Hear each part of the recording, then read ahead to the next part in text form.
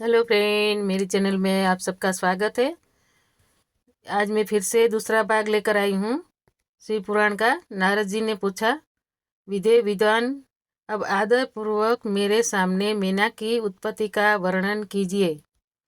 उसे किस प्रकार शाप प्राप्त हुआ था, ये कहिए और मेरे संदेह का निवारण कीजिए। ब्रह्मा जी बोले, मुने, मैंने अपने दक्ष नामक जिस पुत्र की पहले चर्चा की है, उनके 60 कन्याएं हुई थी, जो सृष्टि की उत्पत्ति में कारण बनी। नारद दक्ष ने कश्यप आदि श्रेष्ठ मुनियों के साथ उनका विवाह विवाह किया था। यह सब वृतांत तो तुम्हें विदित ही है। अब प्रस्तुत विषय को सुनो। उन कन्याओं में एक स्वधा नाम की कन्या थी, जिसका विवाह उन्होंने पितरों के साथ किया। स्वधा की 3 पुत्रियां थी, जो सौभाग्यशालिनी तथा धर्म की मूर्ति थी। उनमें से ज्येष्ठ पुत्री को नाम मेना था। मंजली धन्या के नाम से प्रसिद्ध थी, और सबसे छोटी कन्या का नाम कलावती था। ये सारी कन्याएं पितरों की मानसी पुत्रियां थी, उनके मन से प्रकट हुई थी। इनका जन्म किसी माता के गर्भ से नहीं हुआ था। अतएव अतएव ये अयोनिजा थी, केवल लोक व्यवहार से स्वादा की पुत्री मानी जाती थी। इनके सुंदर नामों का कीर्तन करके मनुष्य संपूर्ण अभिष्ट को प्राप्त कर लेता है। ये सदा संपूर्ण जगत की वंदनीय है, लोक माताएं है और उत्तम अभ्युदय से है, सुशोभित रहती है। सबकी सब परम योगिनी, ज्ञान निधि तथा तीनों लोकों में सर्वत्र जा सकने वाली है। मुनीश्वर, एक समय वे तीनों बहिनें भगवान विष्णु के निवास स्थान श्वेत द्वीप में उनका दर्शन करने के लिए गई। भगवान विष्णु को प्रणाम और भक्ति पूर्वक उनकी स्तुति करके उन्हीं की आज्ञा से ठहर गई। उस समय वहाँ संतों का बड़ा भारी समाज एकत्र हुआ था। मुने, उसी अवसर पर मेरे पुत्र सनकादि सिद्धगण भी वहाँ गए और श्री हरि स्तुति वंदना करके उन्हीं की आज्ञा से वहाँ ठहर गए। सनकादि मुनि देवताओं के आदि पुरुष और संपूर्ण लोकों में वंदित है। वे जब वहाँ आकर खड़े हुए, उस समय श्वेत द्वीप के सब लोग उन्हें देख प्रणाम करते हुए उठकर खड़े हो गए, परंतु ये तीनों बहनें उन्हें देखकर भी वहाँ नहीं उठी। उससे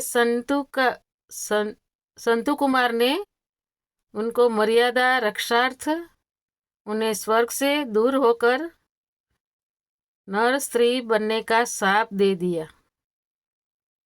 फिर उनके प्रार्थना करने पर वे प्रसन्न हो गए और बोले। संत कुमार ने कहा, पितरों की तीनों कन्याओं, तुम प्रसन्नचित होकर मेरी बात सुनो। यह तुम्हारे शोक का नाश करने वाली और सदा ही तुम्हें सुख देने वाली, तुम में से जो ज्येष्ठ है वह भगवान विष्णु की अंशभूत हिमालय गिरी की पली हो।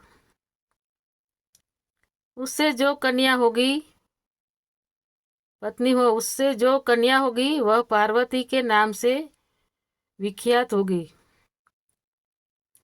पितरों की दूसरी प्रिय कन्या योगिनी धन्य राजा जनक की पत्नी होगी। उसकी कन्याएं रूप में महालक्ष्मी अवतीर्ण होगी जिनका नाम सीता होगा। इसी प्रकार पितरों की छोटी पुत्री कलावती द्वापर के अंतिम भाग में वृषभानु वैश्य की पत्नी होगी और उसकी प्रिय पुत्री राधा के नाम से विख्यात होगी। योगिनी मेना पार्वती जी के वरदान से अपने पति के साथ उसी शरीर से कैलाश नामक परम पद को प्राप्त हो जाएगी। धन्या तथा उनके पति जनकुल में उत्पन्न हुए। जीवन मुक्त महायोगी राजा सिरध्वज लक्ष्मी स्वरूपा सीता के प्रभाव से वैकुंठ धाम में जाएंगे। वृषभानु के साथ वैवाहिक मंगल कृत्य संपन्न होने के कारण जीवन मुक्त योगिनी कलावती भी अपनी कन्या राधा के साथ गोलोक धाम में जाएगी। इसमें संशय नहीं है। विपत्ति में पड़े बिना कहा किनकी महिमा प्रकट होती है। उत्तम कर्म करने वाले पुण्यात्मा पुरुष को संकट जब टल जाता है तब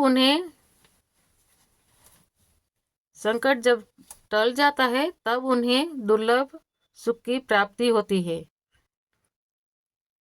अब तुम लोग प्रसन्नतापूर्वक मेरी दूसरी बात भी सुनो, जो सदा सुख देने वाली है।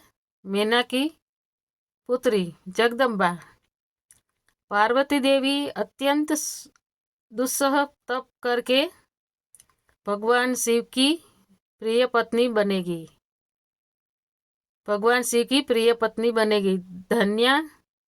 धन्या की पुत्री सीता भगवान श्री राम जी की पत्नी होगी और लोकाचार का आश्रय ले श्री राम के साथ विहार करेगी। साक्षात गोलोक धाम में निवास करने वाली राधा ही कलावती की पुत्री होगी। वे गुप्त स्नेह में बंधकर श्री कृष्ण की प्रियतमा बनेगी। ब्रह्मा जी कहते हैं, नारद, इस प्रकार सांप के ब्याज से दुर्लभ वरदान देकर सबके द्वारा प्रशंसित भगवान संत कुमार मुनि भाइयों सहित वही अंतर्ध्यान हो गए। तात पितरों की मानसी पुत्री वे तीनों बहनें इस प्रकार शाप मुक्त हो सुख पाकर तुरंत अपने घर को चली गई। अध्याय 1 और 2। ओम नमः शिवाय, ओम नमः शिवाय, ओम नमः शिवाय। फ्रेंड, आपको मेरा ये चैनल अच्छा लगे तो मेरा वीडियो ज़रूर सब्सक्राइब करिए, मेरे चैनल को सब्सक्राइब करिए और मेरा वीडियो शेयर करिए। बहुत बहुत धन्यवाद आपका मेरी वीडियो देखने के लिए।